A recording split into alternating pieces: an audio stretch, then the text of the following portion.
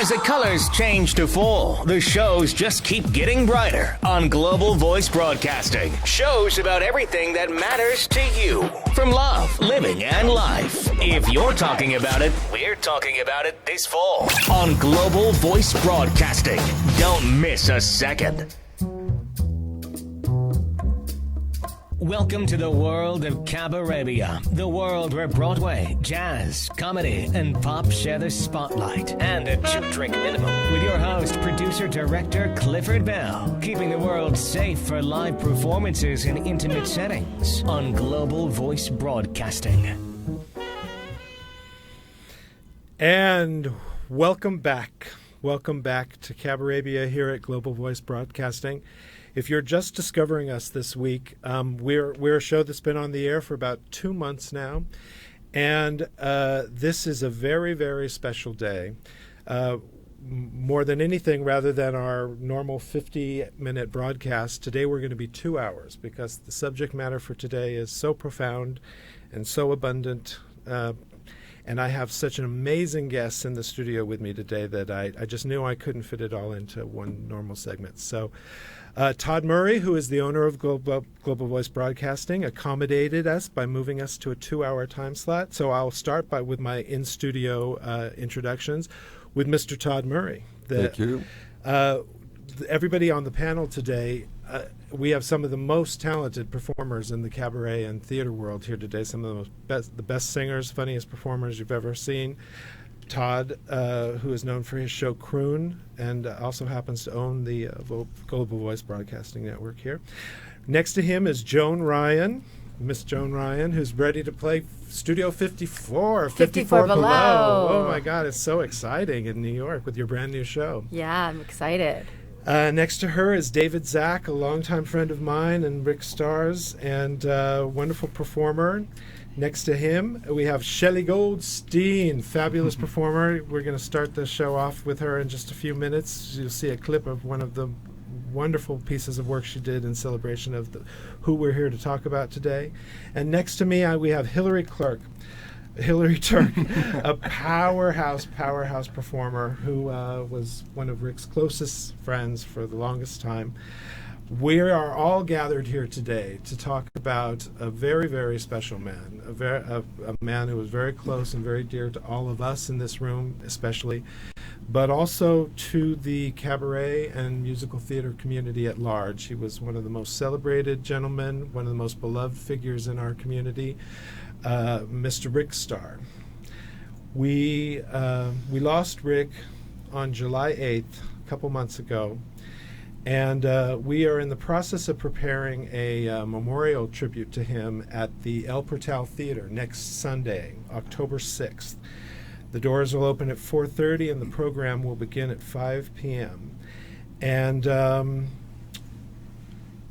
I'll tell you, one of the things that was most significant to me about Rick was that he was the only person I ever met in my entire career that absolutely every single person loved. You know, show business can be very turbulent and can be very political, and Rick transcended all of that. Everybody loved Rick, and Rick loved everybody, and it was an extraordinarily unique place that he held in all of our hearts.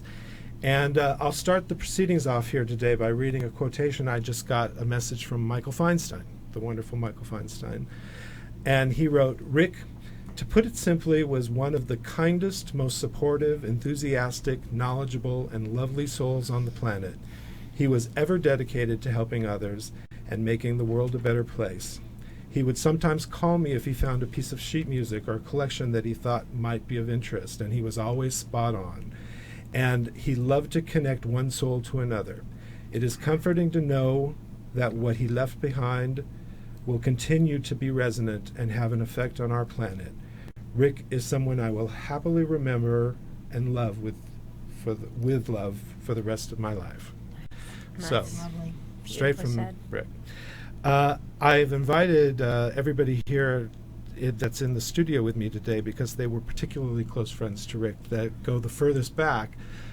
Joan and Hillary, I think, both go the furthest back. Well, so, Joan, will you start us off and tell us about how you met Rick? Yes, there were a group of us that were basically just starting out, and we used to play, what's it called, celebrity The right? name game or celebrity. The name game. And once a month we would meet and we would play celebrity, and Rick was particularly good because he knew all the celebrities. And it was all guys and Hillary and me. And the funny thing is that Rick was he loved playing this game, and I'll never forget, I brought my now husband, and Hillary, you remember this, to play with us one month, and the very next month I was out of town, and Rick said, well, Howard could come be with us. So that's when I knew I wanted to marry him, because he did.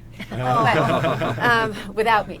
And I don't think you were even there that night. So, but it was just an extraordinary group of really, really close friends that have stayed close all these years. And Rick was very, very much a part of that.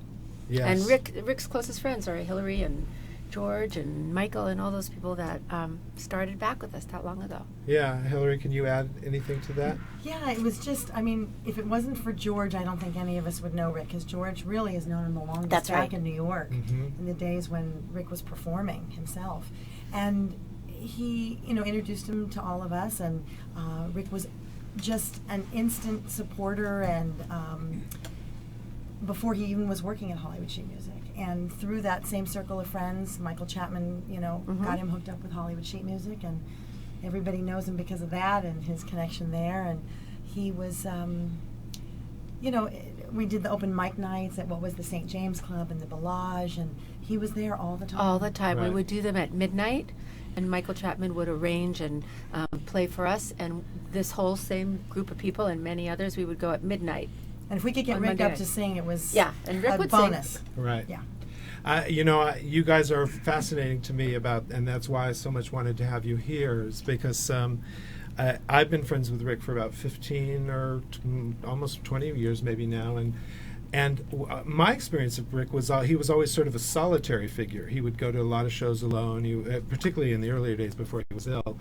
And I had my own sort of very separate friendship with him, and as we became closer and closer friends, and I just knew he knew everybody. I mean, literally from Barbra Streisand to Joe the Baker. He knew everybody in Los Angeles, and over the course of time, I found out that there was a certain circle of people that he really, really felt close to, and that was all of you: Joan, Barbara Deutsch, Hillary, George Solomon, Susan Edwards, Martin. Michael Chapman, Michael Michael Marin. Barbara Lauren. Yeah, there was that hub of people that I know really were important to him. So thank you for representing Thank you. those folks. And Mr. Murray, I have this thing that I remember the first time I ever laid eyes on anybody, and I was with Rick the first time I laid eyes on Mr. Murray. First time. And I remember it, I remember everybody I meet that leaves an impression with me, and we had gone to see the Gay Men's Chorus, and I was sitting with Rick, and down comes the strapping, handsome young Mr. Murray, and I said, "Look at that guy," and he goes, "Oh, well, that's Todd Murray. He's a wonderful singer."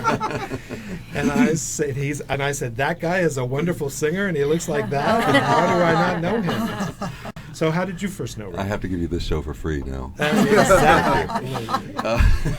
Oh, that voice. I met, I wasn't part of his social circle, but when I moved to LA, I was actually a baker.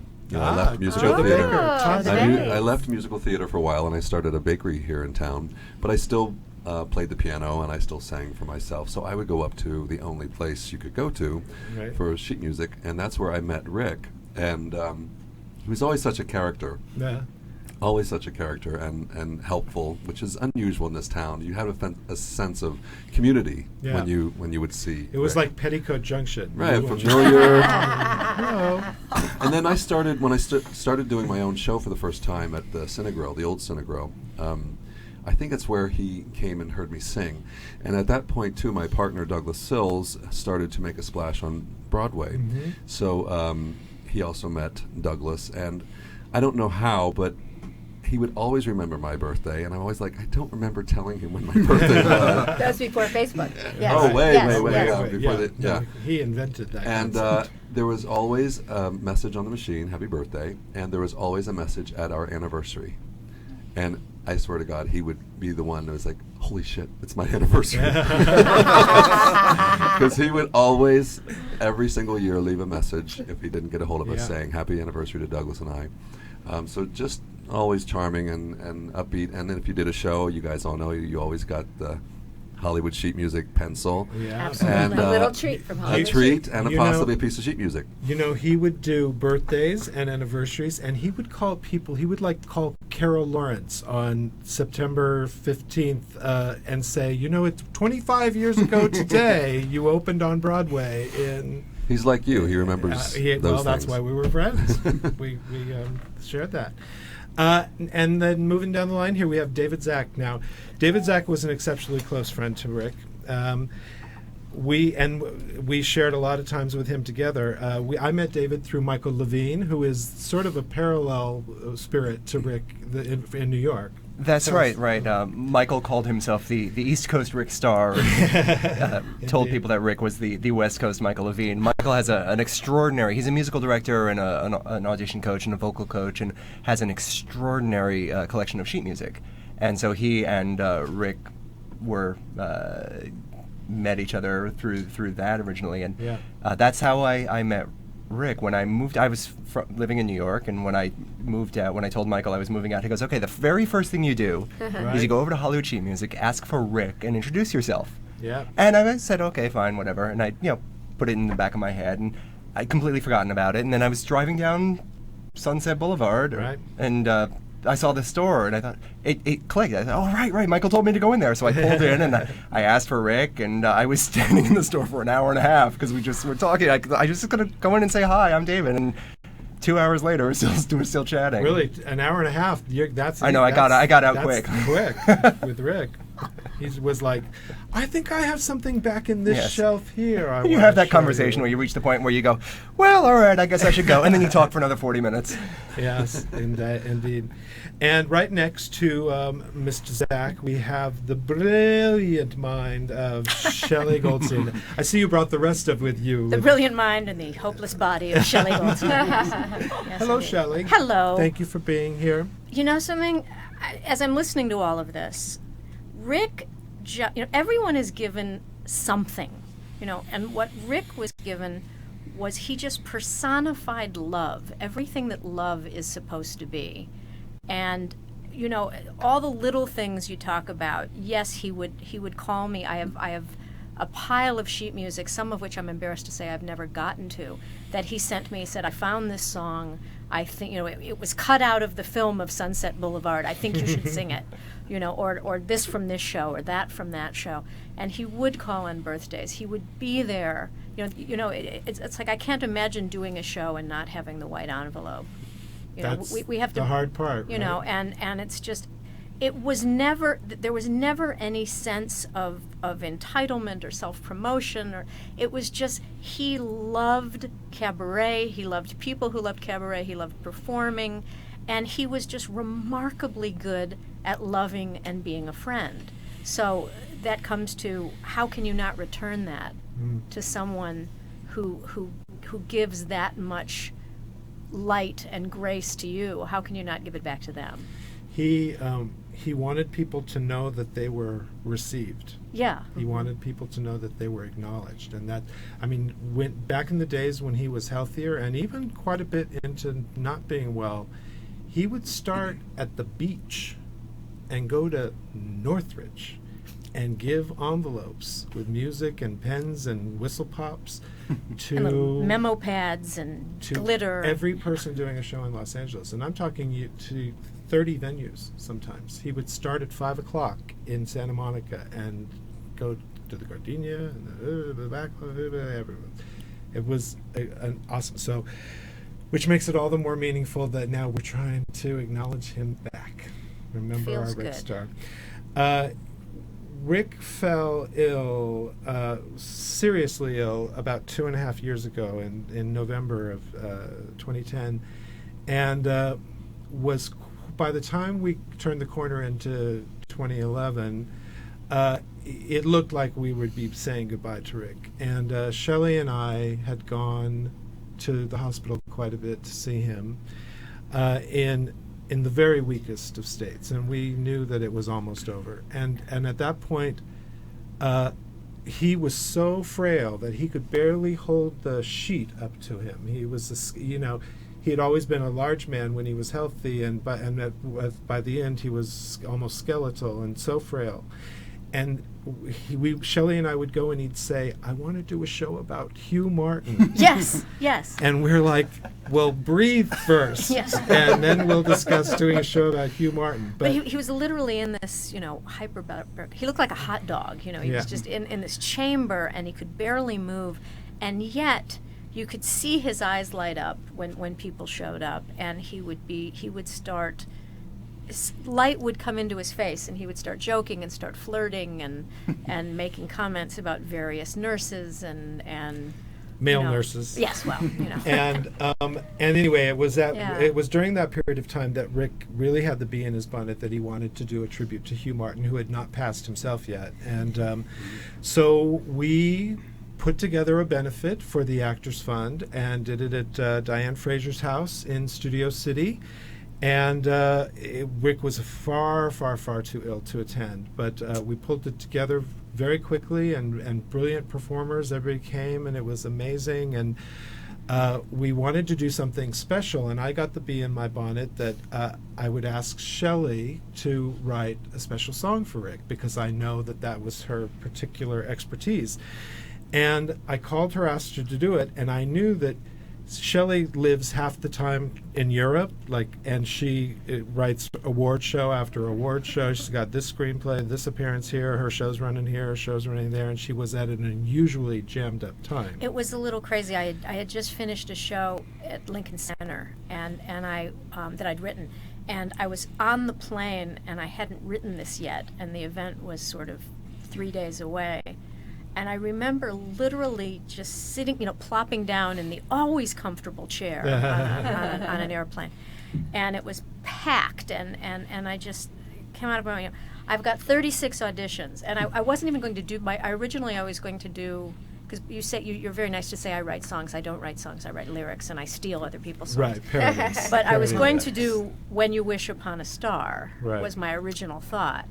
And then I just sat down, and that line came to me. We're getting ready to introduce you to a song, if you can't tell.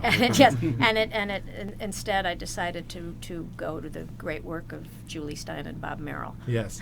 So anyway, I asked Shelley to do this, knowing that I knew that she was already just crazily overextended, and she jumped and said anything for Rick. And within 3 days, we had this event. Michael Levine at the piano, Shelly Goldstein with what Brad Ellis calls it fresh paint coming out of her mouth. Gabe, please play that clip for us. Listen, I got 36 auditions. Mamma Mia to Evita. Kristen Chenoweth is there, and I swear this time I'll beat her. I'm facing producers with faces as soft as a brick. But I'm not concerned, because the song that I learned came from Rick. Did the trick. 'Cause he's the great Rick Starr. Sheet music czar. We all believe it when you gotta find a song that's out of print. Sondheim wrote it in the cradle. Can't cost a mint. Look how cheap he's selling it. He will retrieve it. When you must sing now, here's the thing. It's Rick, performer's best pal. Pal to each guy and gal who sings for a living. He knows songs you never heard from anyone else. As wise or as giving, he gives. If it's Gershwin that you want, he's a giant font of knowledge. Sing! This is the thing. Rick, I gotta play a Polish wedding. He's always right, never wrong. He's got connections. Wait, there's even more. At the theater, something sweeter is the treat you'll greet from Hollywood sheet. Makes your opening complete in cabarets near or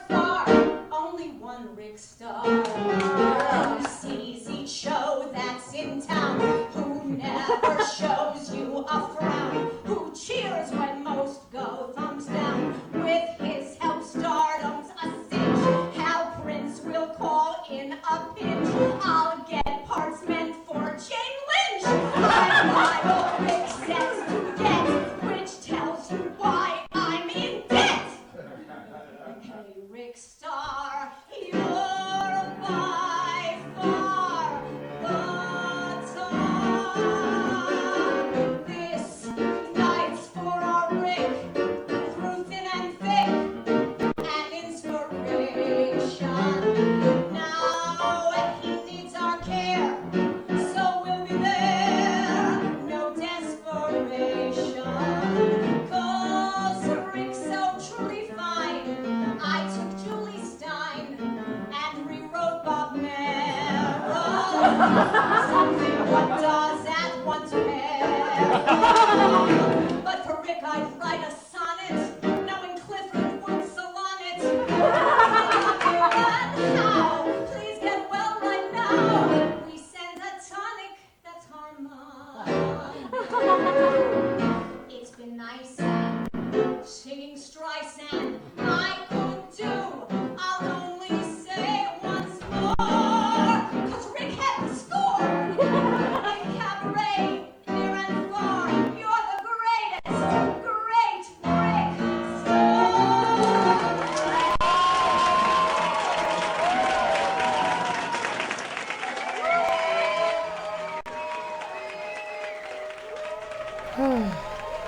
Yay, Shelley. Can I say one thing? Yes. There are times in that video I'm looking down. It's because I literally had finished the lyric that 20 minutes in one of Diane's Yeah.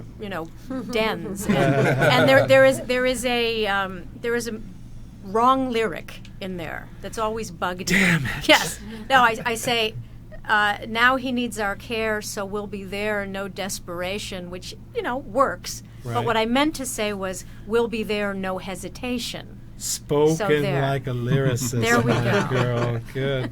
Well, that was so. I want to give you standing ovation props. That's absolutely. one of the best parodies I've ever heard for one of the best reasons. And for all intents and purposes, I for one, I may have been alone, but I for one thought we were saying goodbye to Rick that night. That I believe I even said as we introduced this evening that we probably won't see Rick again, because the last days during that time period, I could not believe he came back from that.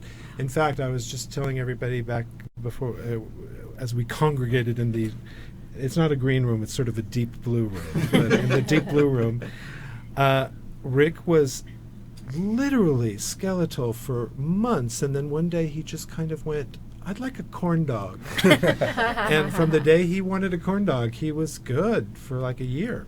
It was amazing. It was one of the most miraculous things I've ever seen. Anyway, I want to show a little stills gallery here, and happy to have people talk while I do this. Kind of just some random pics. Rick, what many people don't know, because Rick was... so don't move until I tell you, Gabe, please. Rick was... the manager of Hollywood sheet music, and he was known by everyone for his work helping people find sheet music and finding obscure things and knowing absolutely everything. But what a lot of people didn't know, his more current friends didn't know, is that he had begun as an actor and had a career. Hillary, will you tell us a little bit about what you know about that? Sure. I wish I knew more of his resume, but Rick performed in New York and in around the country in dinner theater and regional theater and various shows. He worked with Nathan Lane before his name was Nathan Lane, and if I could pull his name out of my tuchus right now, I would, but I can't think of what it is. He probably would kill me if I told you his real name, but... Nathan Lane? Yeah. It was Joe. Joe Lane. Joe. In fact, Rick used to tell that story about Joe Lane got his Equity card doing that show, and he comes into the dressing room one day and he says, I went down to Equity and they wouldn't give me my name. Somebody already has it. What do you think of Nathan? Because that's who I'm playing right now. Oh, right. They were doing and in the Guys dressing and room, Dolls. they all thought, that's crazy. That's a terrible name.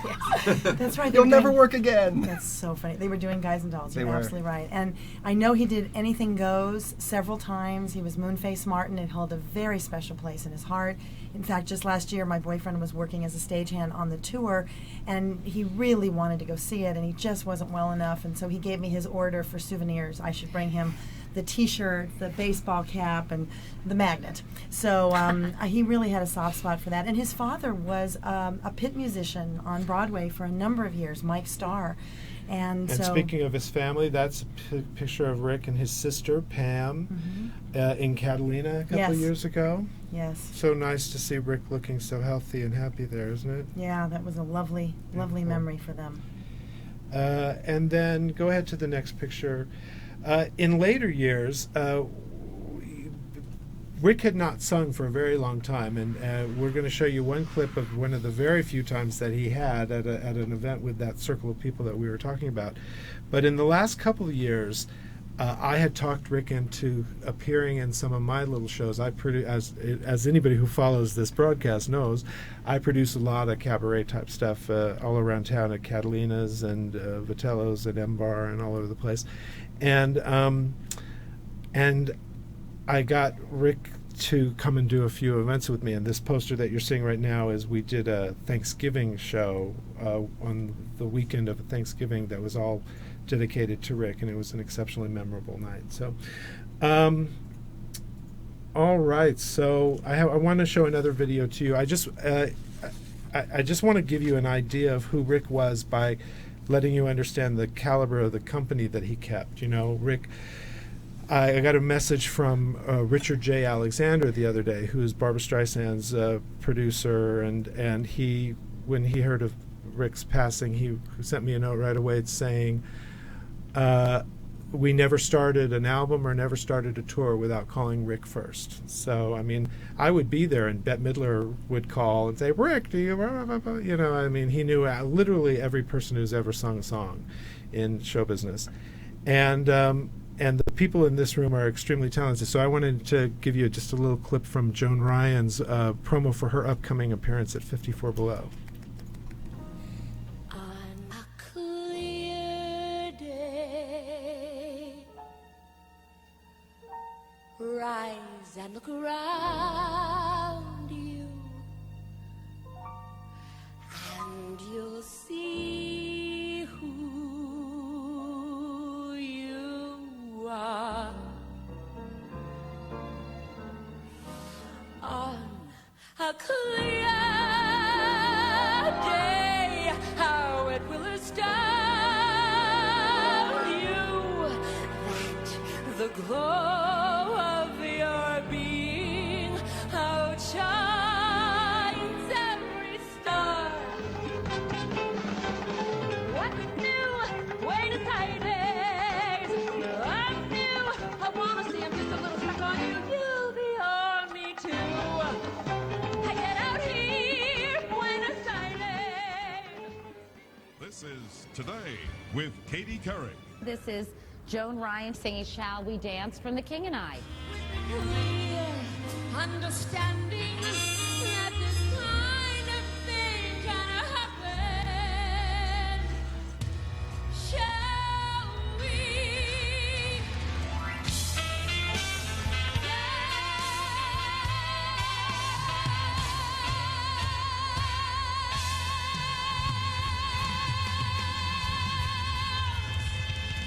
Our next guest has thrilled audiences on vinyl and on stage. Please welcome the lovely Ms. Joan Ryan.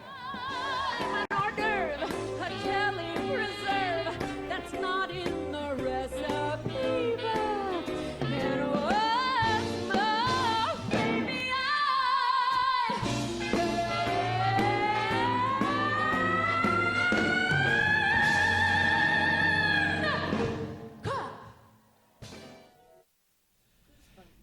Excellent. Wow. Well, it's a shame you don't have any power to that beautiful voice, Joan Ryan. Thank you. Wow, beautiful. Thank you. Tell us something else about Rick. Boy, I'll tell you one of my favorite things. You know, Rick had this amazing gift to make all of us feel like we were the most talented, the most special, the most excited he was about our show, of any show coming up. And there wasn't a time that I walked into Hollywood Sheet Music that he'd say, everyone's asking, when's your next album? When's your next album? And I think, gosh, I better do another album. Rick says I have to do another album. But he did have that gift, and he made us all feel just so unbelievably special that it was really, and I know from speaking to everybody in the community that he made all of us feel like that. Yeah. And I remember those early pictures when Hillary and I remember when Rick was heavy and he first started losing weight and he was always dieting, and it just seems like such a lifetime ago, doesn't it? Oh yeah. But he was great. He was just great. Yes, when Rick and I met, I was thin and he was fat. And I was young. Time has passed. So let me introduce you a little better to Todd now. I personally have the great pleasure to being one of Todd's chief collaborators. I have directed most of Todd's last few shows, and most specifically, I've been one of the collaborators with Todd, the brilliant Alex Rybeck as musical director, Sean Harkness on guitar, Steve Doyle on bass. I include them in the creative team because they contributed heavily to it for Todd's show that he's quite well known for these days called Croon. And I want to show a little clip about that, and then we'll talk about it a little bit.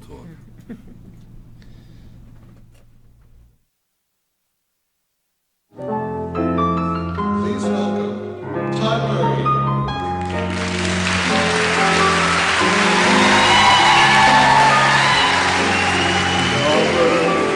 Please be tender when your tender fears depart. Lover, I surrender to my heart. Now, if you were attending an evening such as this, say before 1925, this is the kind of experience you would have had. But the invention of one device changed the music world forever. Not only the way that we listen to music, but the technique that was needed to deliver a song. And in the beginning, this brand new technique was called croon.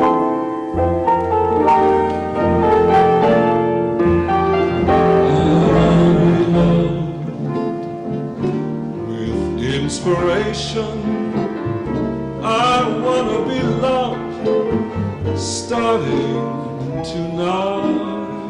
If there is some other way to prove that I love you, I swear I don't know how.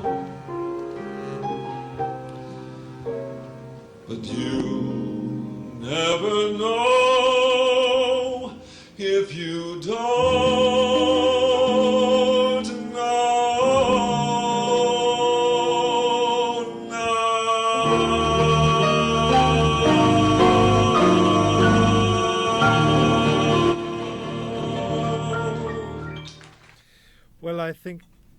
I think we know how Todd got his nickname Dreamboat Todd Never.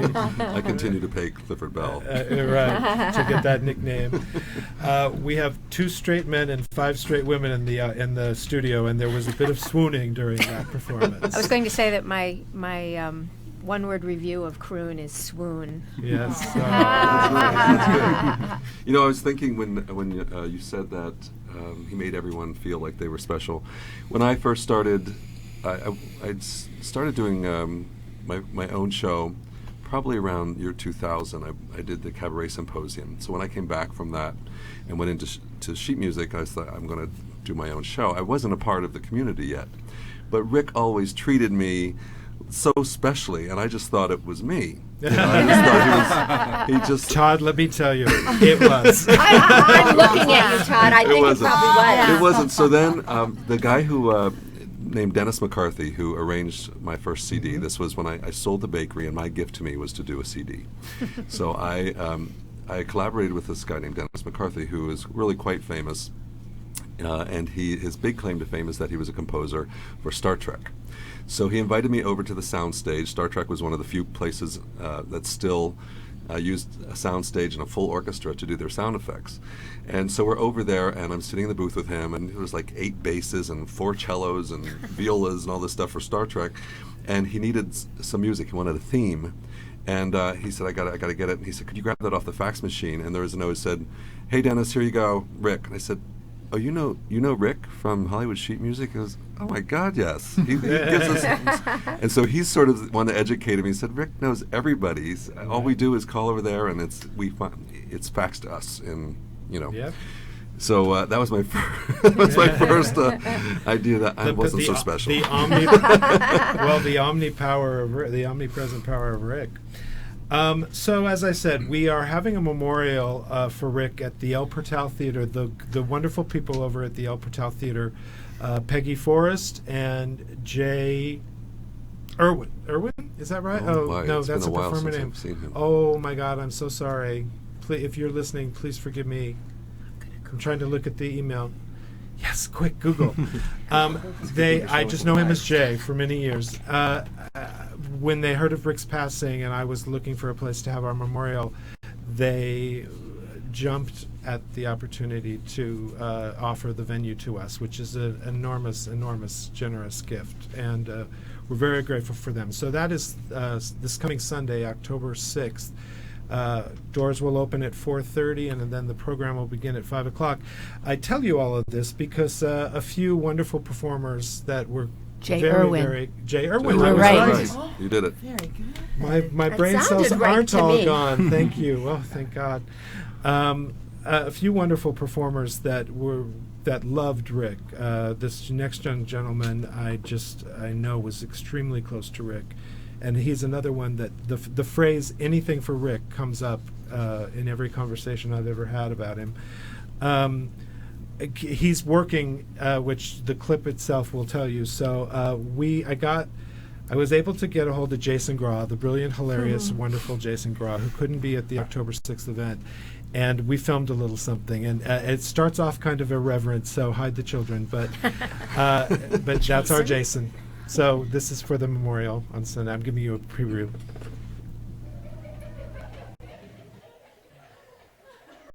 Oh, hello. Hi, I'm Jason Graw.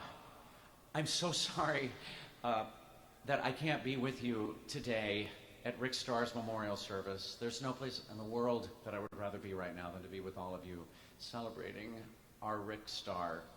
I am currently doing Deflator Mouse in Texas. Thank you. Hi-ho, the glamorous life.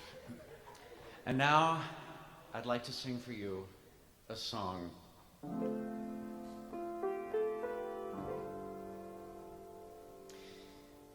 Was he really real? Was he really there? Or did we somehow just imagine him as starving men see menus in the air? No, we didn't imagine Rick.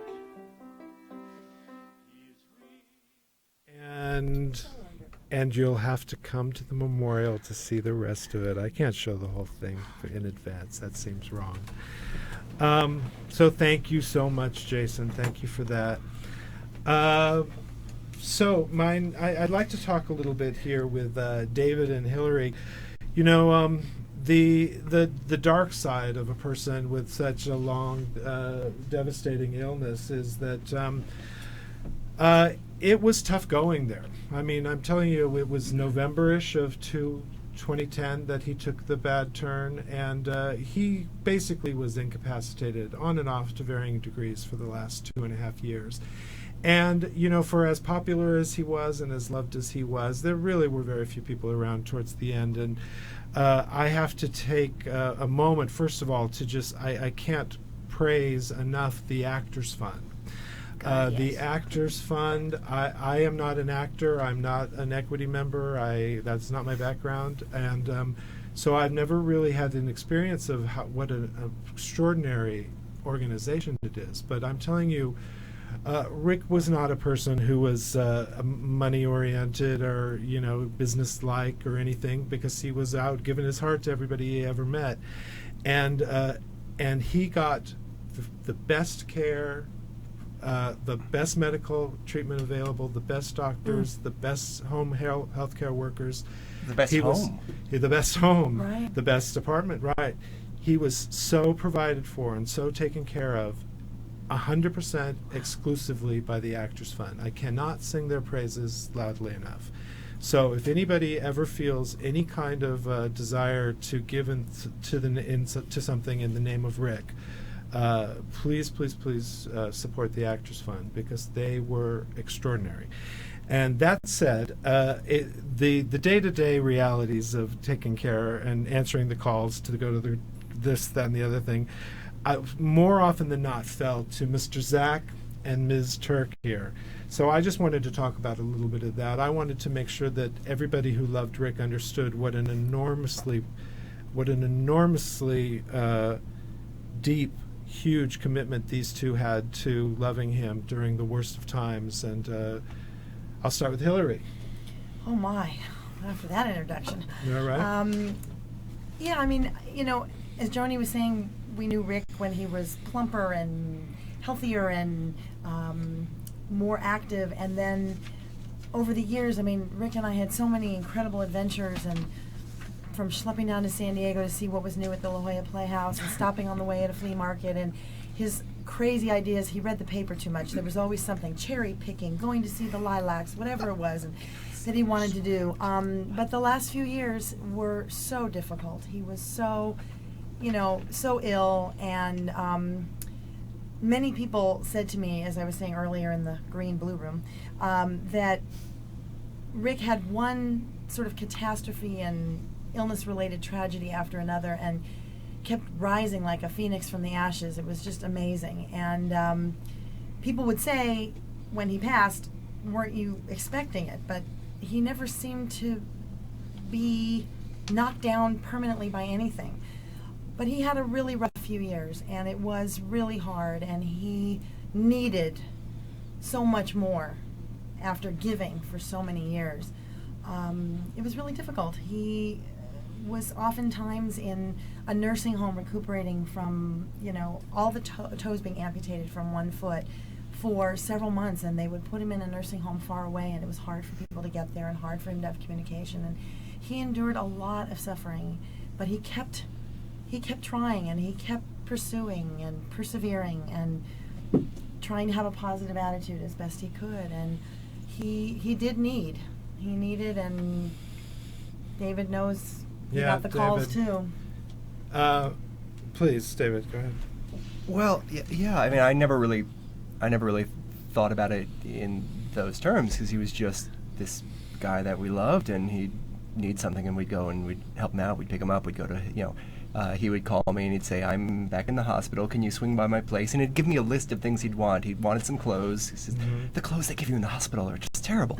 So they open up in the wrong places. And so he would give me this list, and it'd be so specific. He would say, "All right, in the second drawer down, there are blue socks. Not the green ones, the blue ones. It's very important that you bring the blue ones. And I want this shirt, I want this pair of pants, and I want this. And also in my kitchen, there's a little care package. So bring me that, because I'm a little peckish." Yeah. Right.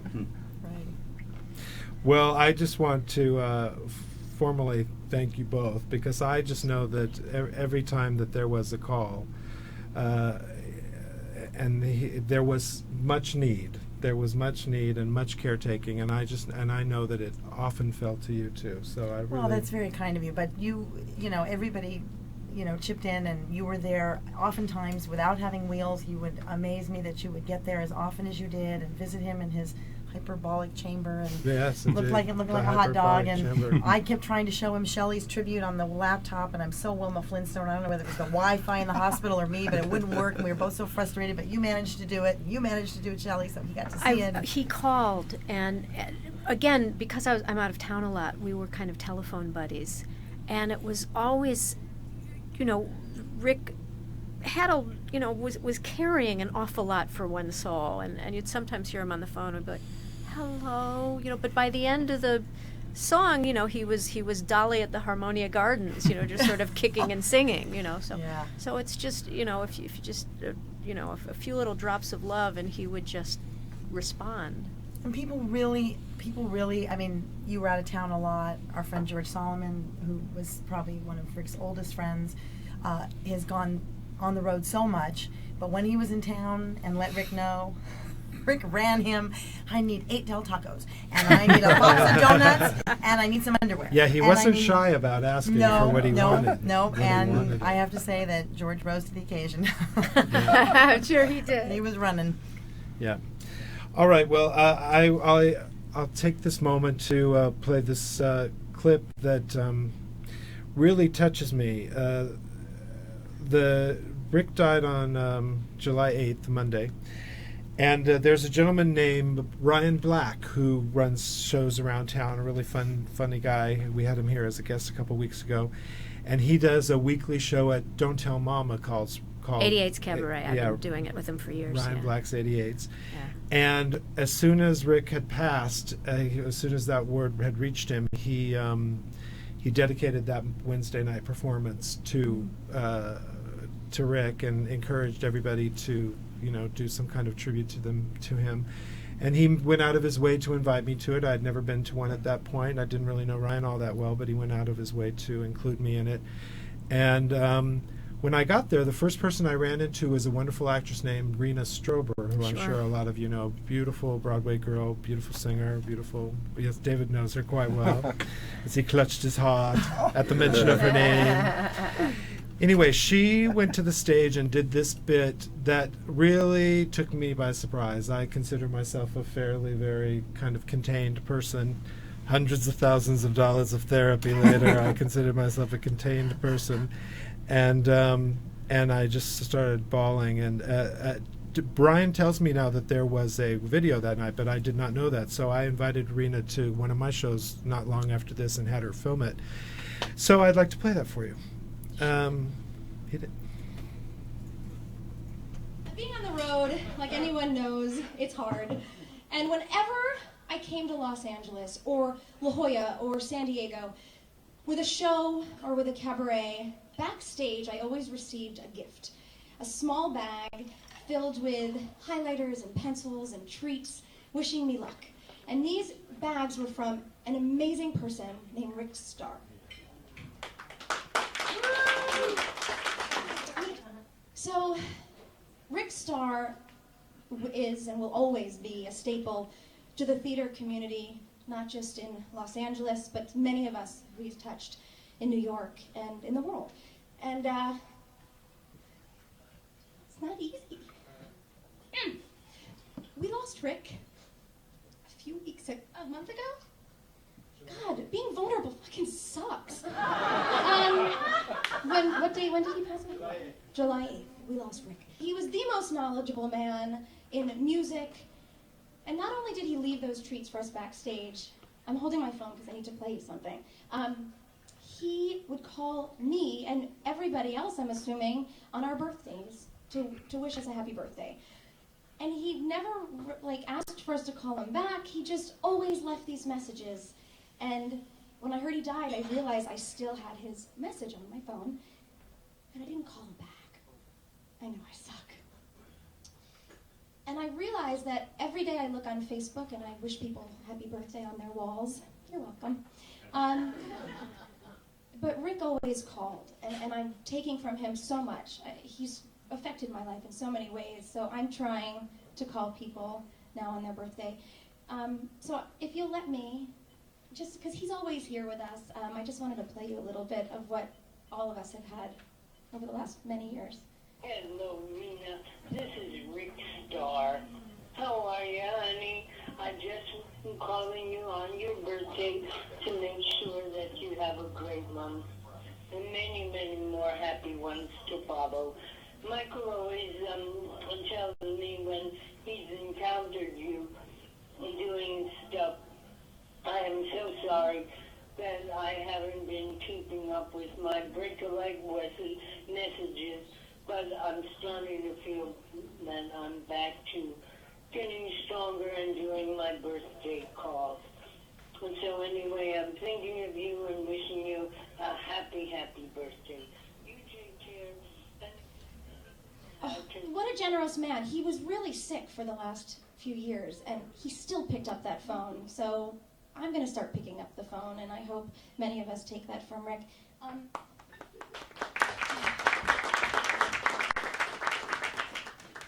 Rick was pure joy. Rena goes on there to say Rick was pure joy, and the only other thing I know that's pure joy is Sesame Street. And then she sings a song, which I encourage everybody to look for that clip online. It's a YouTube clip. I think you can find it by saying Rena Strober for Rick Starr. I think you'll find it on YouTube if you want to see the whole clip. Thank you, Rena. Now, we have another hour in front of us, and I still have lots of stuff to talk about and lots of stuff to play. We've got performances by Karen and Alan Benjamin, and some clips of actually Rick performing, and a message from the Andrea Marcovici, the great Andrea Marcovici. But I know we have to lose Hillary here right now, so I just want to take a minute for the in-studio guests to say goodbye to Hillary, and then I'll play you a message from Andrea. Thank you for having me. Thank you so much for being here, my friend. We'll see you on Sunday. Yes, you will. Thank you. Rick, Gabe, will you please play the Andrea clip?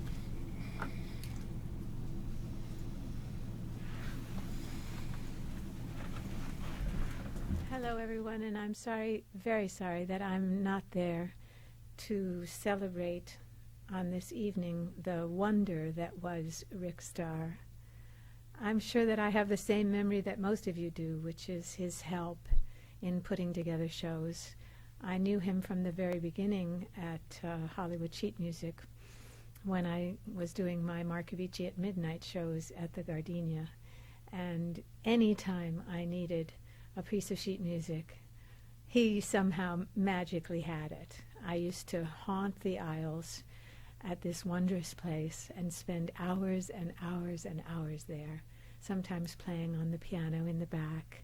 It never seemed to bother him that there was this Chantuzzi singing in the back of the store. One of my fondest memories is when I needed I'm building up to an awful letdown. He seemed to be the only person who could find it. But as most of you seem to know, the thing that always amazed me about Rick is that whenever I had an opening night, somehow magically before I got there, he always had an envelope on my dressing table at the Gardenia from Rick Starr with one of those ridiculous pens attached. And no matter what, even if he wasn't feeling well, he would get that envelope there with some relevant piece of sheet music that meant something to him, knowing that I would want that little burst of confidence. I will always remember Rick Starr. Have a wonderful evening, everybody. Beautiful. Thank you so much, Andrea. Andrea was our guest here last week. Andrea and Shelley Markham together, and they both filmed messages that we'll play at the memorial. So, Shelley, we were just talking. Well, you know, Andrea said what we've all said, which is that white envelope that would be waiting for you. It wasn't just that it was delivered to you. You know, no matter how early you got to, you know, the Gardenia, Cinegrill, M-Bar, wherever you're performing, it was there. And it was so special. And I remember the first time I got one of those, my first show, it was, in a way, it was kind of like suddenly you belonged. You know, I came into the cabaret community from a different way than most people, because I'd been exclusively a writer for a very long time, and I'd written cabaret acts for other people. Mm-hmm. And I remember the first time I went into Hollywood Sheet Music, in those days, you know, we pre-Facebook, you know, you would print up cards and flyers and, you know, spend time, because of the, you know, plugging the show is always harder than actually doing the show. and you know, I went in there and I was like, you know, hi, I don't know if you know me, but I'm doing a show. You know, of course I know you. You know, I've seen you here, I've seen you there. Da, da, da, da. You know, and he goes, oh, I'll put this right here. And he took one of my flyers and he put it right on the door of Hollywood Sheet Music, which, you know, to me was like having a billboard in Times Square. It was absolutely, what an amazing... A billboard at Petticoat Junction. Exactly. I rode the little train that was going on the track. And again, as I say, he took such delight in just knowing that people were doing shows and were singing and that he could find something. And the last time I went into Hollywood Sheet Music was before it closed, and the shelves were pitifully empty. And I had trimming down. Yes, Trimming down. And he, we had spoken on the phone, and he wasn't quite sure what was going to happen. And I know it was difficult that the shop was closing, and it was terrible for all of us because it was such an amazing resource to just have that place there. And I'd gotten this little residual check, and I cashed it, and I went around the store, and I think I bought a couple of librettos for shows I already had, and the other thing I remember is I bought a book of Irish folk songs, which I gave to my mother-in-law, and it was just sort of anything I could, I could sort of find, just because I wanted them to have some business, Right. God love you. Yeah. Well, they're back in business, and we'll talk about that a little bit later at the end of the show. Joan, you were telling a story about Michael Chapman that what do you remember what that story was? In the green blue room? Yeah, in the green blue in the blue green. The blue green room. It's not really relevant to this, but it was about the first time that Michael Chapman did my very first club act, and yes. It was in the early 80s, and it was at Don't Tell Mamas in New York, before there was one out here. And I remember the room seemed huge. The room was just absolutely, the first time you ever do a show, right? You remember? The room was scaringly huge when we went to New York to do the show. And just last month, I'm in a movie, very excitingly, called Hot Guys with Guns. Yes, I've seen a lot very of posts fun about movie. that. And there's a lot of hot guys Oh with my guns. gosh, the movie's so much fun. Rick would have loved this movie, because there's, God. I actually would have gotten him a DVD, because that He would have been, he would have loved it. Yeah. And it's a very fun movie. It's kind of like Moonlighting meets the old series I Spy, and the hook with this is the two leads are gay. They're two gorgeous men. And so it's gotten a lot of play in all the festivals. So we were back there, and they did. We had a premiere, which was very exciting. It was at Lincoln Center, but which Rick also would have loved. Would have loved. Yes, right. he would have loved. He would have been so proud. He was of always so proud. That's the thing Yeah. about Rick that I love. That he was just always had such a personal stake in everything wonderful that ever happened to any of us. And 1,000% sincere. Absolutely. I've had a million midnight phone conversations. He never had a bad word to say about anybody. No, absolutely. He worshipped you so much. That's one of the reasons why I really made sure that you can participate in everything. A man of taste. We talked a lot, and you were extremely important to him. He loved you so much. I loved him too. So anyway, go ahead. I'm sorry. So they did an opening night kind of party at Don't Tell Mamas, and I had really not been there since since we did the show. And I walked in earlier to rehearse with the person that was going to play for me, and nobody was there. And I walked into the back room, and it was tiny. It was shocking. And that was a long time ago. So I stood there, and I said a simple thank you for, the last 25 years or whatever. And it was just a remarkable, and I'm sorry that I couldn't share that with Rick, really, because it's something that, But it was an amazing experience when you look back and you see, wow, where did my life take me in the last 20 years of, and Rick was very much a part of all of our lives that way.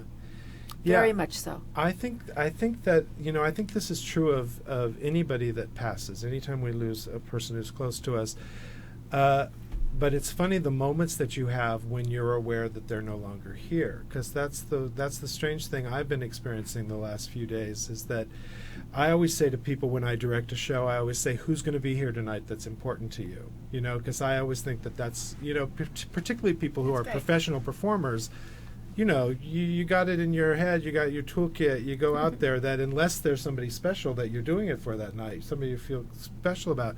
And for me, with all the shows I do, they most only mattered to me when Rick was there. And I just, if anybody ever asks me, who do you care about here? Rick. I'm always doing everything for Rick, always. Well, the other thing about this, when a show is over and, suddenly it's your bar mitzvah and everyone's coming over and, saying nice things. But when you would see Rick, there would always be this moment where you could just see in his eyes, that he was so happy to have been there, to have shared that experience. And quite honestly, I don't know if it's because we're all so brilliant all the time, but what I'm not conceited enough to think that it's just because we're all so great.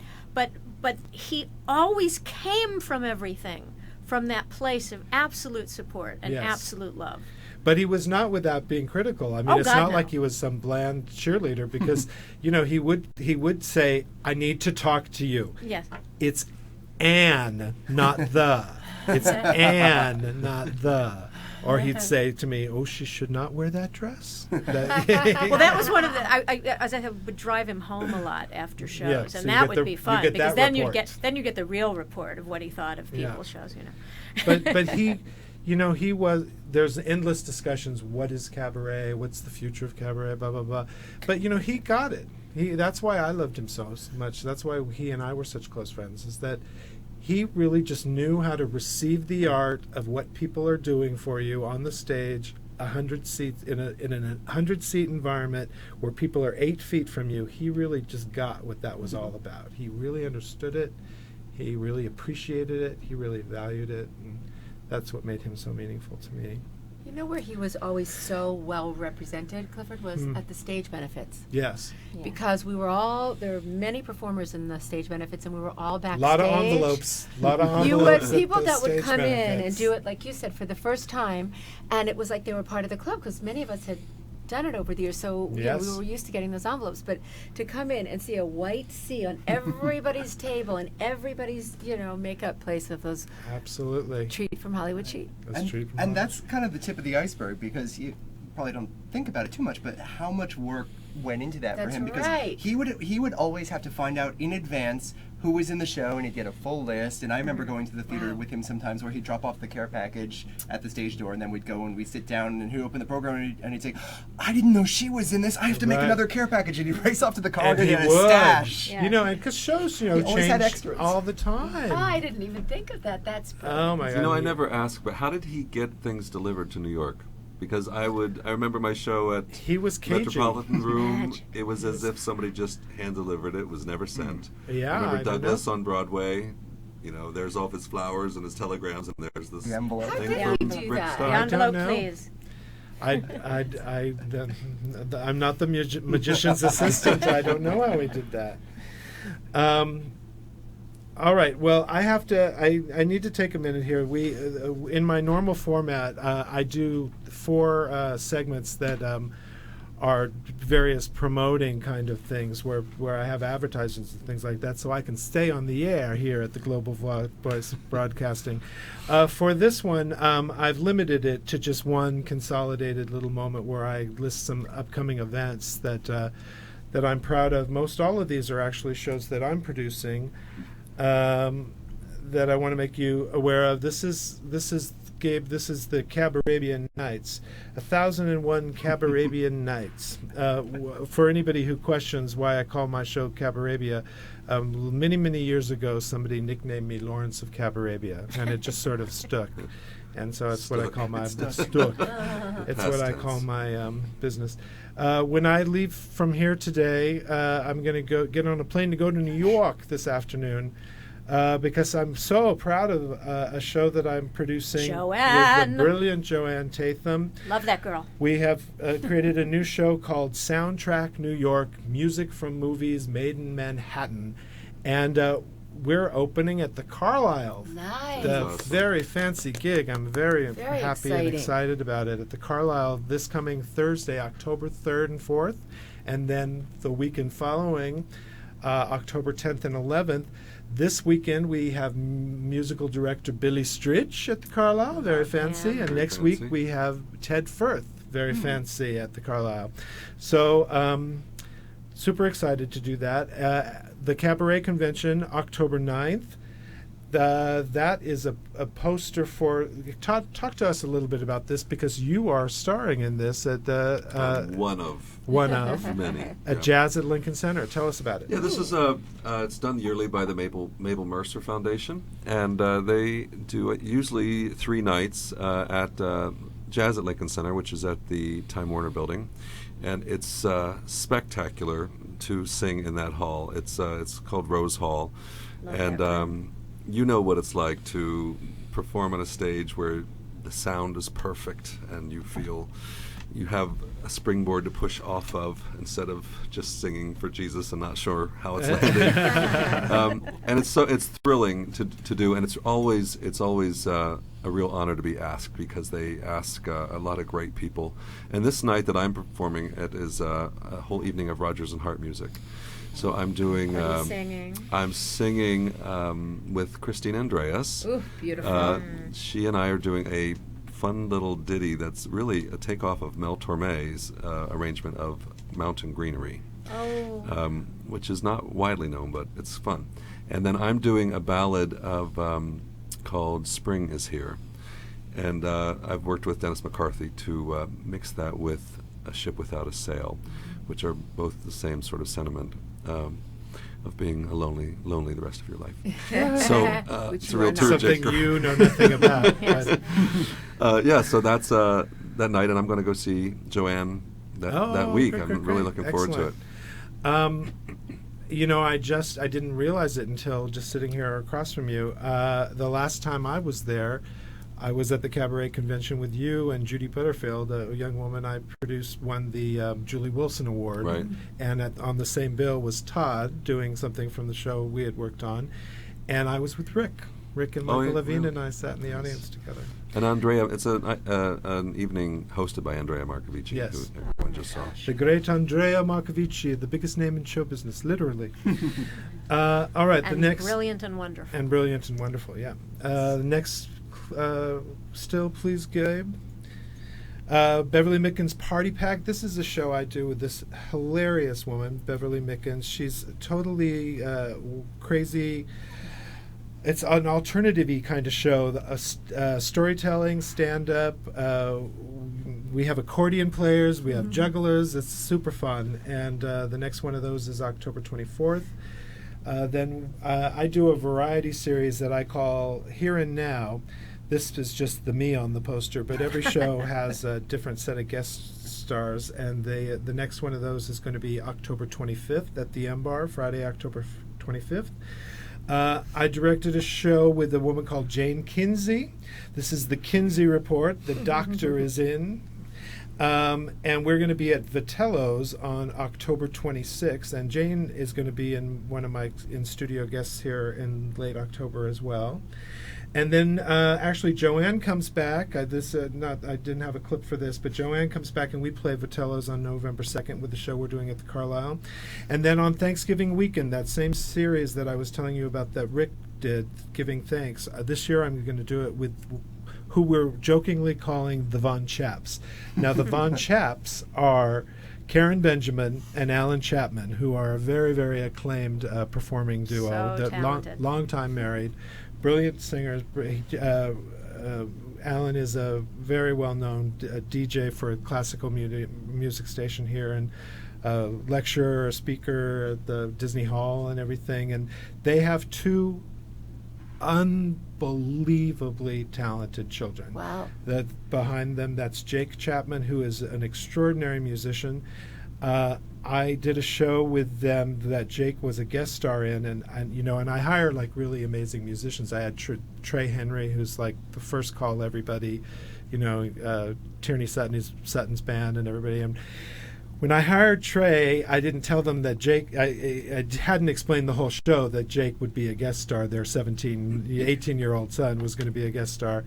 And he's a little older.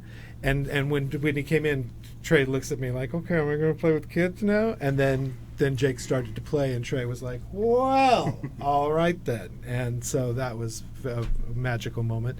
And Molly Chapman, who's an awesome singer-songwriter, she's in high school still, and she just got the lead in Hairspray at their high school in Los Angeles. And so we'll be doing a Christmas special Thanksgiving weekend with them. The Von Chaps. And Can I give you a little Karen Benjamin trivia?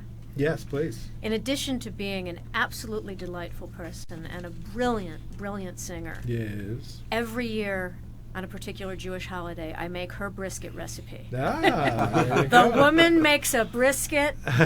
Let me tell you. Can I get that from you? Yes. So thank you, Karen, for the brisket recipe. All right. the scope of the cabaret world is God only knows.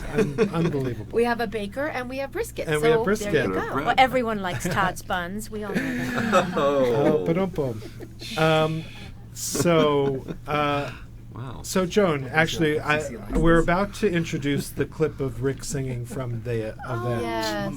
So I'd like you to fill us in a little bit on what that is. So, we've done it a couple times now. We've had surprise birthday parties for Michael Chapman. And Michael, as I said, is just he's the hub of our whole group of friends. And he's extraordinarily talented. And he's a musical director and a director. And he creates shows with George Solomon. And let's just say, I was trying to figure out where I first heard of him. But he was one of the original creators of Forbidden Broadway. Yes, the concept. Yeah. And he's just got an amazing mind. And we used to do these salons at Michael Marin's house, who at the time lived on Sweetser, and we used to call them Cafe Sweetser. And it used to be a very scary, everybody would rehearse for days, and it was about 75 people in a house, and we would all sing one number, but they were very high profile and very nerve-wracking. So we all started there at Michael Marin's house, and then little by little we moved them and we would do them. But we started surprising Michael about 5 years ago with birthday parties, and then we would all get up and sing. Faye DeWitt would sing, and just everybody would sing. And the very last one was Michael's birthday party, and Rick had never sung at any of the ones that I'd been at. And he surprised all of us. He has a beautiful voice, and he was poised and confident, and I knew what it took. This was just, I think, about maybe 2 years ago, year and a half ago, what it took for him to get up and sing in front of all of us who've been singing for years. No, this clip was longer ago than that. Was it? When was that? 3 or 4 years. Oh, was it? Okay. But that was the last time. Actually, it's the last time we've done it. And we'll all be at the memorial, so it's exciting that we'll all be together. Everybody's coming in. Yeah, very moving to me, particularly, as I said, I know how meaningful that circle of people was to him. Yes, and I just want to add to that because I feel like I encounter a lot of people who, for whatever reason, let go of their performing in their 20s, and they get married, they have children, they take on other jobs, they give up that dream, and they separate themselves from the performing passion they had. So I know what that's like for a lot of people, and I know what a hole it leaves inside of you, and I know when people do come back to it sometimes later in life, it's extremely meaningful. And that's why it's so wonderful to see this clip, because I know he never opened his mouth to sing for 20 years. It was very, very, very big deal when he did this, and when he did this for that group of people that he held in such high esteem. So Michael Chapman airlifted me this clip, so I'm so happy to share it. So Gabe, hit us with that clip, please.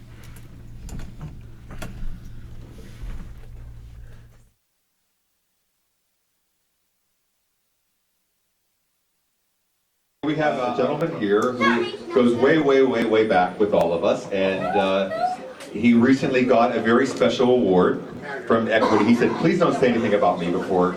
And he never, ever, ever, ever gets up and performs. Never. So I want to introduce everybody's favorite star, Mr. Rick Starr.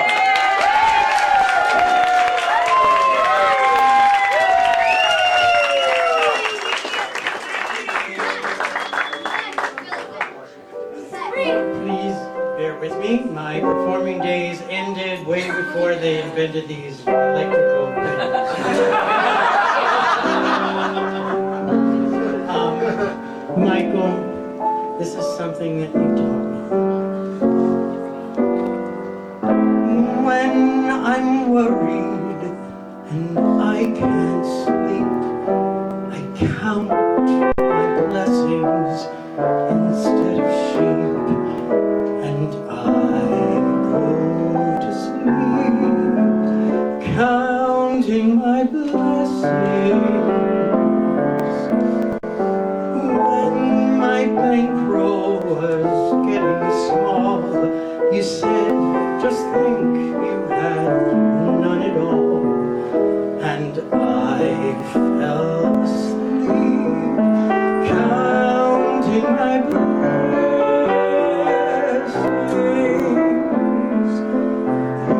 Oh,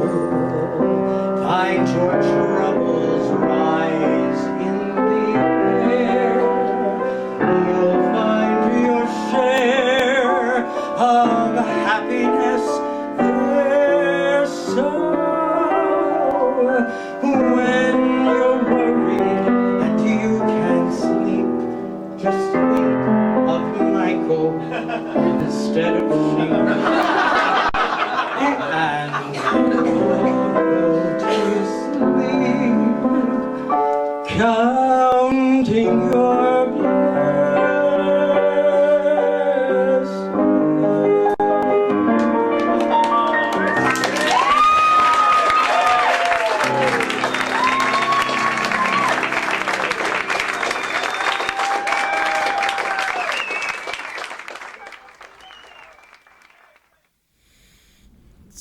So, Joan, I believe that was at your house, yeah?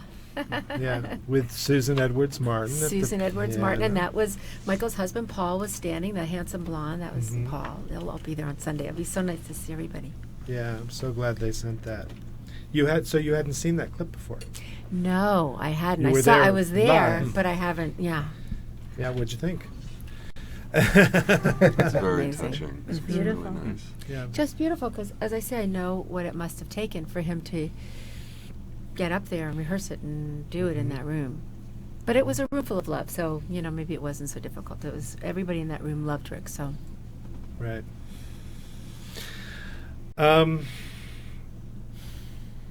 All right. Well, I want to show the next video here. We have, I have for the last couple months since we heard of Rick's passing, I've been in all the shows that I produce, I've been letting people, if they want to do something that's specifically dedicated to Rick.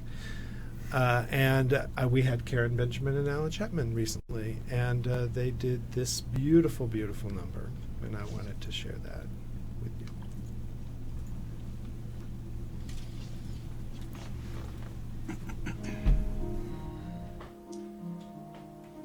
We just want to say a little something about Rick Starr, who was very close to us as well. He was incredibly supportive of what Alan and I do.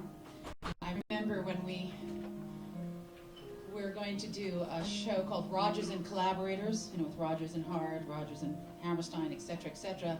And in the mail arrives on lined, yellow-lined sheet paper, pages upon pages of ideas for songs I've never heard, that you've probably never heard. And he did this out of the goodness of his heart. He did so much research for us, and spent so much time because he believed in what we were doing. And so I want to say, Rick, wherever you are, I know you're giving out whistle pops to the angels.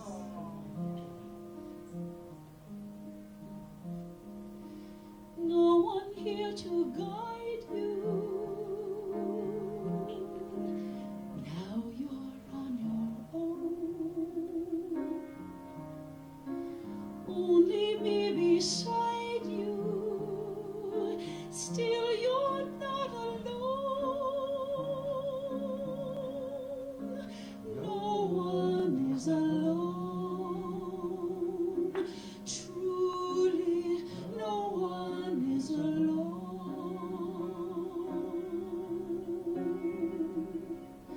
Sometimes people leave you halfway through the womb. Others may deceive you. You decide what's good. You decide alone. But no one is alone. People make mistakes. Fathers, Mothers, people make mistakes. Holding to their own. thinking they're alone. Honor their mistakes. Everybody makes one another's terrible mistakes. witches can be right. Giants can be good. You decide what's right. You decide what's good. Just remember, someone is on your side. Someone else is not. While you're singing your side, maybe you forgot they are not alone. No one is alone. Hard to see the light now.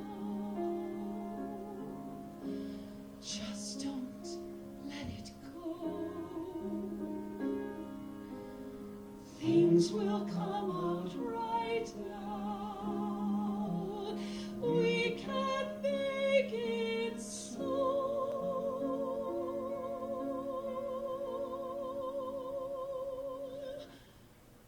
Someone is on your side.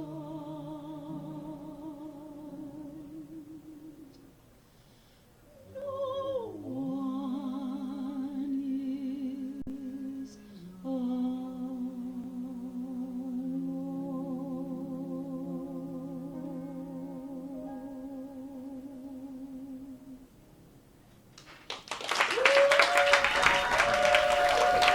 Good night. Thank you, Clifford Bell. Thank you all for being here. Thank you, Karen Benjamin and Alan Chapman. That was so so beautiful. When we did it, that was stunning. Having lots of goosebumps today. Yeah, it's interesting. Putting this show together today, let alone even thinking about what we're going to do at the memorial.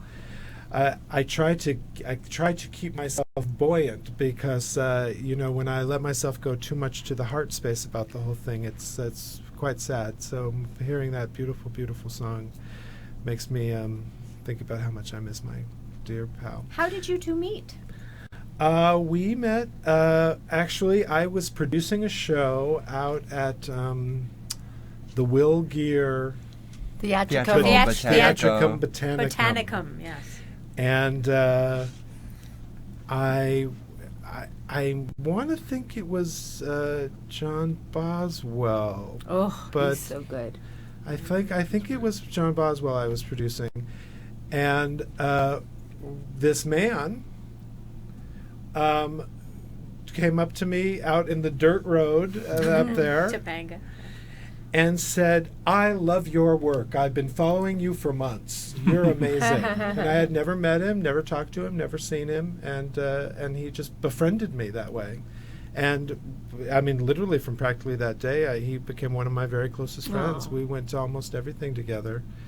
Yeah, that was probably 17, 18 years ago, easy. Wow. Yeah. And Joan, you were saying something about what people can take away from the experience of Rick's being ill. Well, I was saying. Well, yeah. We were talking. We're talking once again, as I said, very buoyantly about all the wonderful qualities about Rick. But the one thing about Rick was that he was also very, very self-effacing. He was a person that would not accept fanfare. He was a person that would not accept much acknowledgement. He frequently worked tirelessly on people's acts without wanting to be paid, without accepting being paid when people tried. And he was such an incredibly generous soul. He only gave, and he was very, very uncomfortable receiving. I cannot tell you how many times we had dinners or parties or shows that were designed to let him be the guest of honor, that if he would even get through the door, which was 90% of the time no, but when he would arrive, he'd say, "I don't feel well, I have to go." Long before he was really sick, he would just say, "I ate something bad, I have to go." So he could not take any attention, he could not receive. So Joan and I were talking about that. Go. But I don't mean to sound preachy or anything, but I think that the important thing to take away from today as well is that Rick was so loved, and there were so many people that he gave to and that he was around, and that he would, as we said here today, would show up backstage with presents. But I think the uncomfortable part of it is that I think at the end of his life, as we all go on, and you know, except for a handful of people, I think that he was reaching out because, as you said, he needed to reach out. Mm-hmm. But I think that it's important if we have somebody that's sick, or like you guys did, you really took care of him in the final, in his final months and years, and to just make sure that, you know, you look over there and see if somebody needs something, or yes, because I think that the four of you did it remarkably well. I think you were really there for him and took care of him and got those phone calls, and you know, when he was in the hospital, and that's something remarkable about that, and I don't think that we can take that lightly at all. And you know, it's the irony, the duality, or whatever it is, of that. You know, you often get the best experience by giving. You know, you also, I know that all the times I extended myself to Rick, I felt nourished by it. I felt enriched by it. It wasn't like it was taking something away from me to show up for Rick in that way. Or any time we are of service to people, anytime we reach out to anybody. But I know specifically in the relationship I had with Rick, whenever I could help him when he was vulnerable, or help him when he was incapacitated, it enriched me more than it enriched him. Look, I'm sorry. I was just going to say, I mean, it's a great opportunity for us when those moments arose, because that was, you know, one of Rick's special gifts was that he just had this hyper-tuned awareness and sensitivity to performers and what they needed to work, and just even as people, what he always knew what somebody needed to hear, and loved being the person to say that and get them, you know, along their way. So when opportunities would arrive to do something for him and like that, I think we all jumped at them, because like he was very independent and self-sufficient, and he never asked for anything, and he wouldn't accept anything. So when an opportunity came to help him, or to pick him up, or to drive him somewhere, or, you know, I don't think anybody ever said, I don't really want to go. It was like, where do I have to be? When do you want me there? And what can I bring with me? Well, not speaking, you know, to Rick's particular circumstances, but I've talked with friends on occasion when someone is in need, and it always makes me a little crazy when people say, you know, oh, I don't like going to hospitals. Well, who does? You know, nobody really looks for, oh, goody, I'm going to, you know, go see my friend who's just had surgery.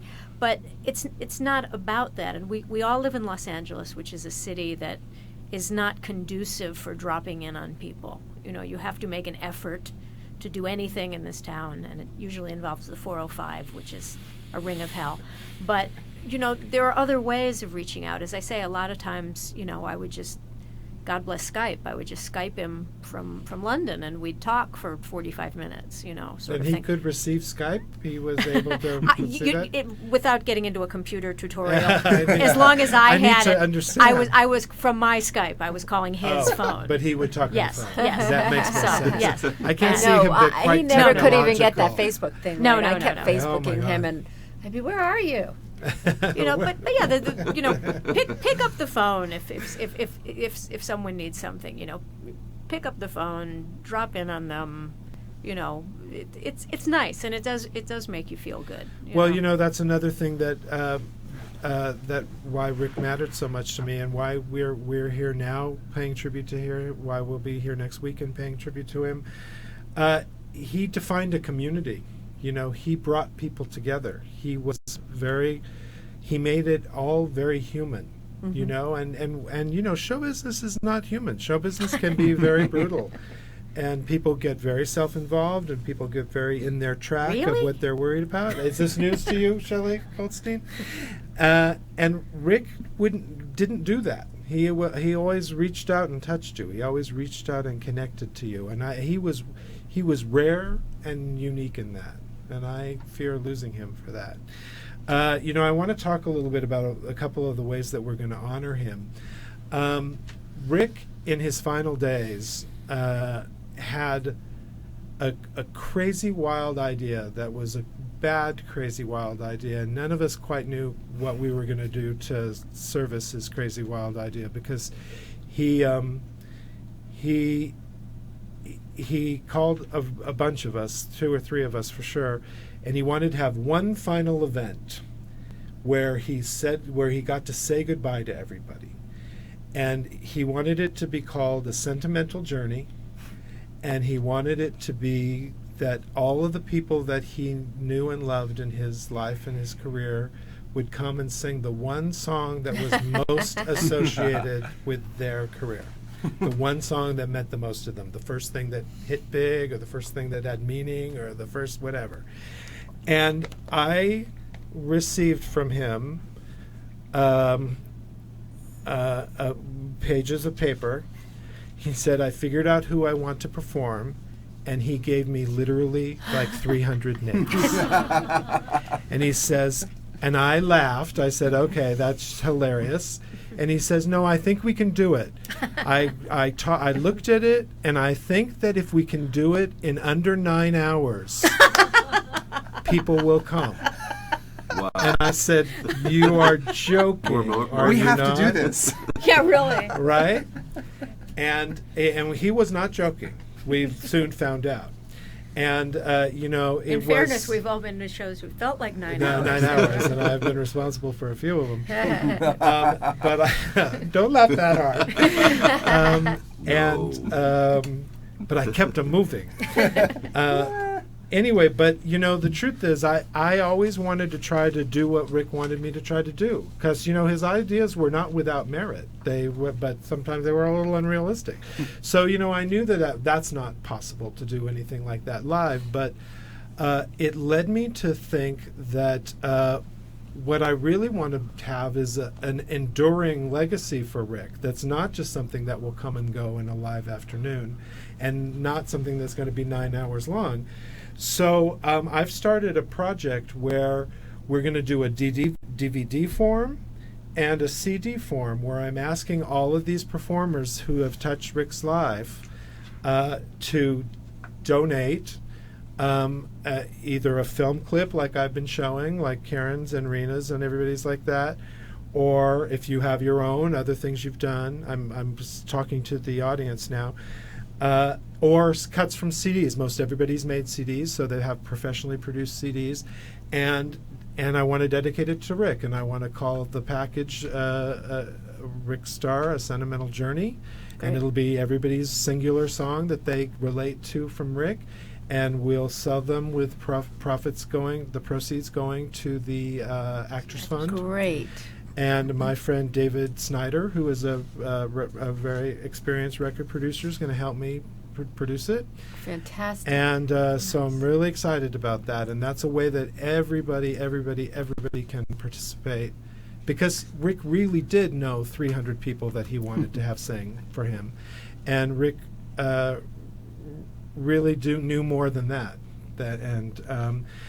Which also brings me to about the memorial. It has been a very daunting task to figure out what exactly to do at the memorial, because I had many, many, many long hours with Rick talking about his memorial. Unfortunately, it was a big topic of conversation. And with a person who knew literally every singer in the entire universe, from Barbra Streisand out, you're going to expect, well, we're going to have 19 hours of songs. And Rick said, I don't want that. He said, I'd like to have a memorial where almost no one sings. He says, I don't want a lot of singing, and I don't want it to turn into a variety show.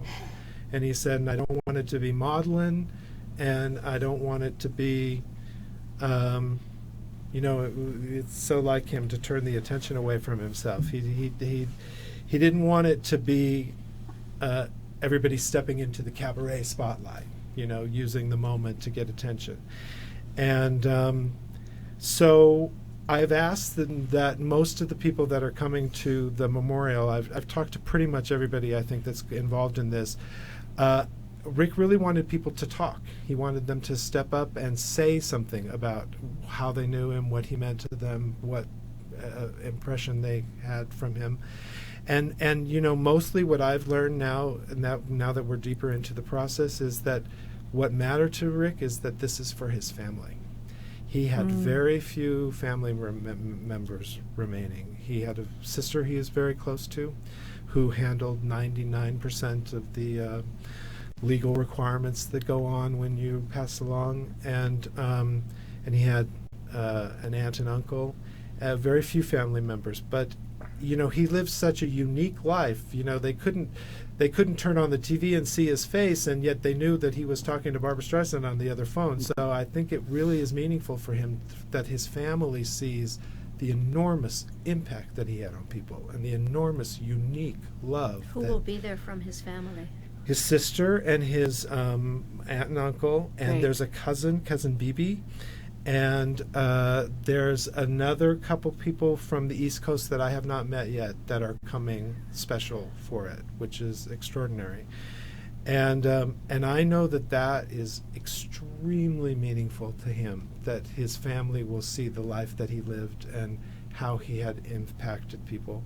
So in the final analysis, when I first started out, I had decided, okay, absolutely nobody's going to sing. I won't let anybody say this. Everybody's going to talk. And then as I ran through the course of it, I thought, how can a person whose life was musical, whose life was impacted by all these enormously great singers, have a memorial where no one sings? That does not seem right. So I've asked 2 or 3 people that I knew were especially close to Rick, one of which was Shelley, one of which is Joan. There are a couple other people that I'm going to be having sing.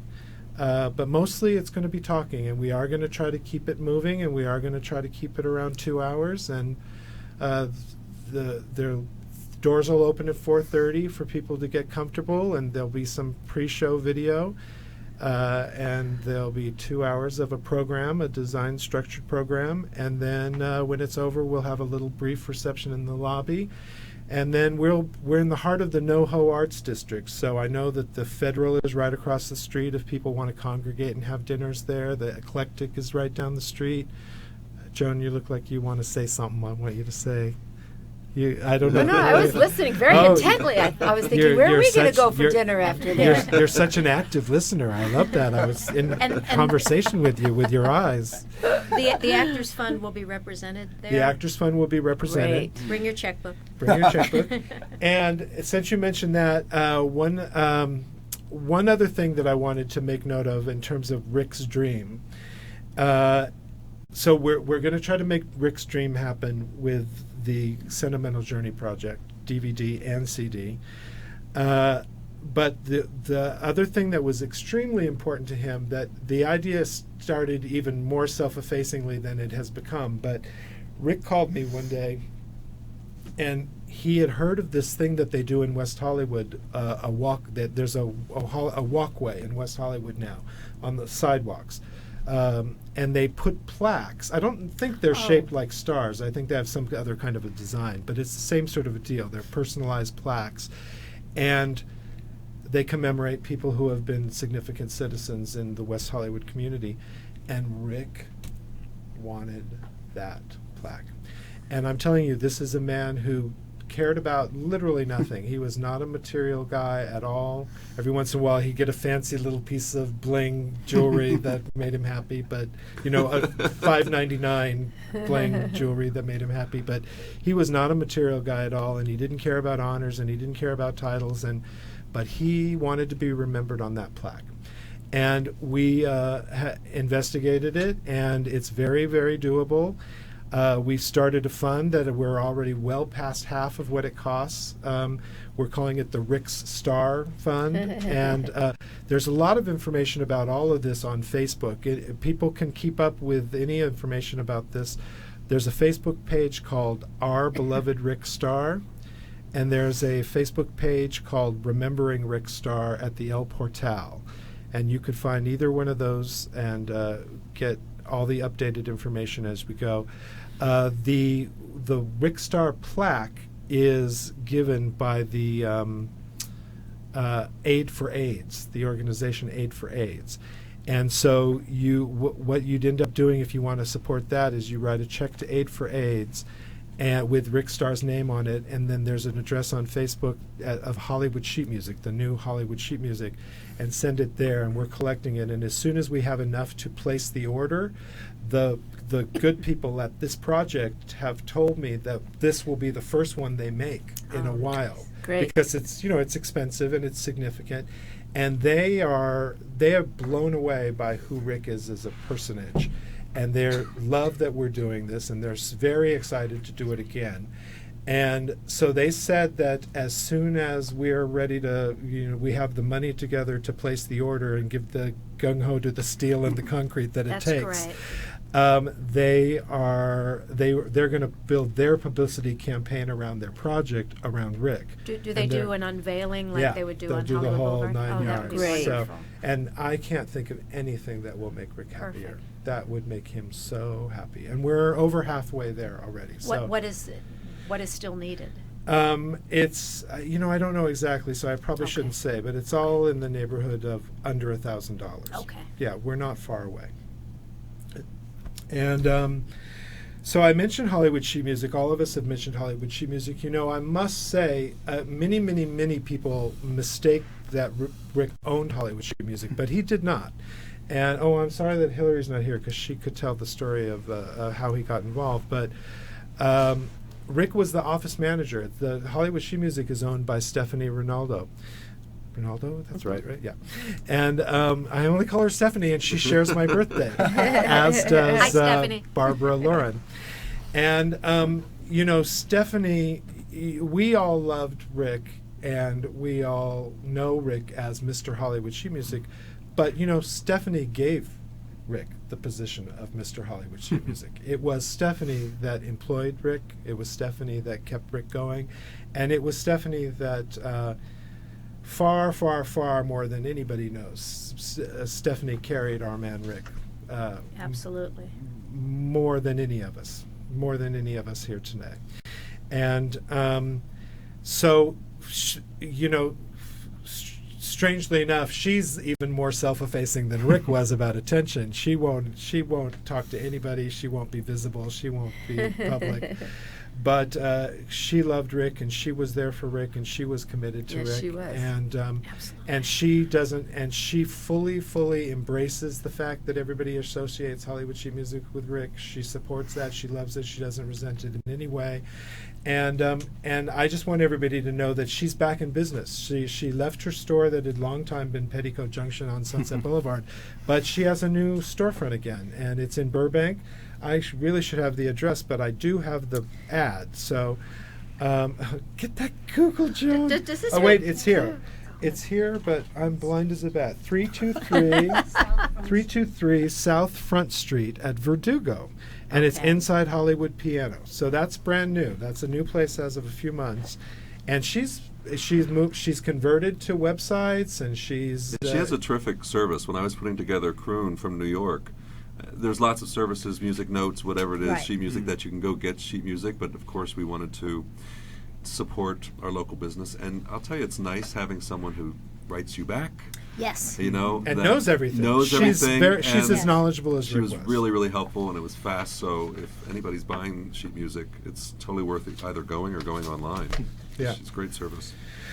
All right. So with that, I'm going to give you our last clip of the day. As I said, Rick sang a few times for us. I have a couple more that I'm going to show at the memorial. But during the Thanksgiving event that we did, Rick sang "Have Yourself a Merry Little Christmas" for us, and I will let the clip speak for itself. Now, the song that I'm going to do came up in a conversation that I had with my dear Hugh Martin, and he said to me, "I hate those recordings that don't do the verse of the song because it puts the song right where I wanted it to be." Well, Hugh, this is for Hugh.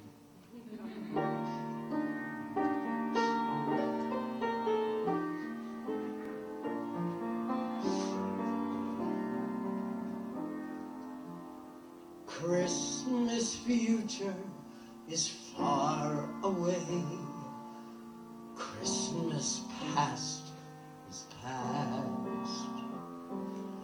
Christmas present is here today, making joys that will last. Have yourself a merry little Christmas. Let your heart be light. From now on, our troubles will be out of sight.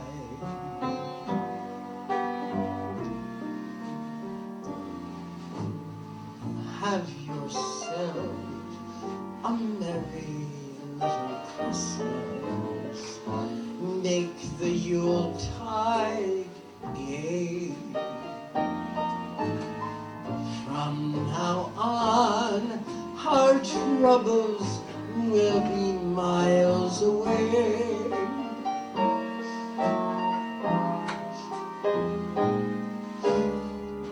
Here we are, as in olden days, happy golden days of yore. Faithful friends who are dear to us will be near to us once more. Through the years, we all will be together if the fates allow. Hang a shining star upon the highest bough,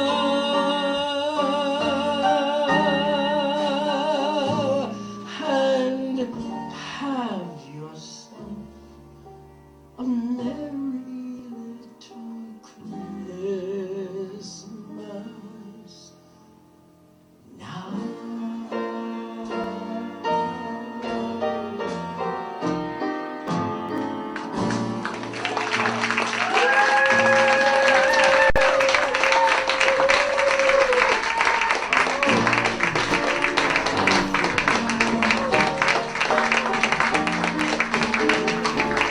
Rick Starr. Rick Starr. Yes. All right, thank you. All right, well, we've come to the end of our 2-hour epic. I'd like to going to go around the table here and say goodbye to everybody, but I'll start with saying goodbye to Mr. Murray and thank him, because once again, as the godlike figure here at the Global Broadcasting. Thank you for letting us go to the second hour, because there was so much I wanted to talk about and so much I wanted to share that I really didn't feel right about it.